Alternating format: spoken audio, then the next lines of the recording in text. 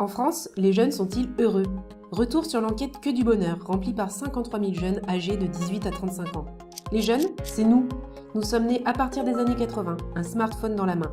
Nous avons toujours eu accès à tout de suite, dans ce monde hyper connecté où Facebook est le premier pays.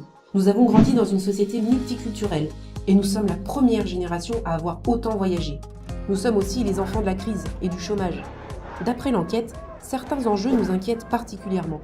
La dégradation de l'environnement, l'extrémisme politique, le pouvoir des multinationales et la maladie. Nous doutons des capacités des institutions traditionnelles à relever ces défis. 75% d'entre nous n'ont pas confiance en l'avenir de la France. Concrètement, la société nous déçoit.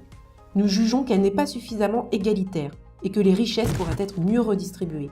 Nous pensons aussi que les citoyens n'ont pas un vrai pouvoir de décision.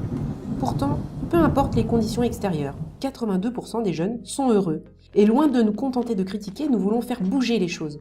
83% souhaitent participer à la construction de la société de demain.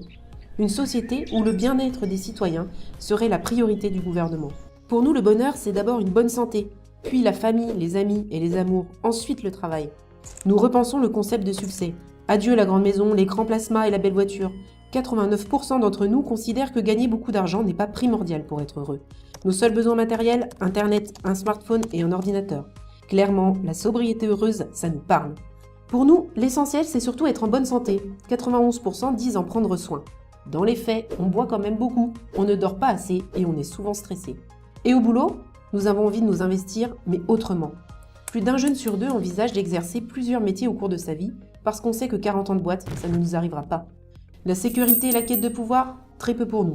78% n'accordent pas d'importance dans le fait de gravir les échelons hiérarchiques et 62% ne considèrent pas le CDI comme indispensable.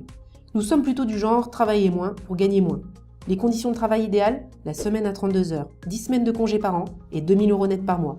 Nous sommes plus de la moitié à considérer que le travail est un moyen de s'épanouir et non un moyen de subsistance. Pour être heureux dans notre vie professionnelle, nous avons besoin d'un métier qui nous passionne, de nous sentir utiles aux autres, de développer de nouvelles compétences et d'être en accord avec nos valeurs.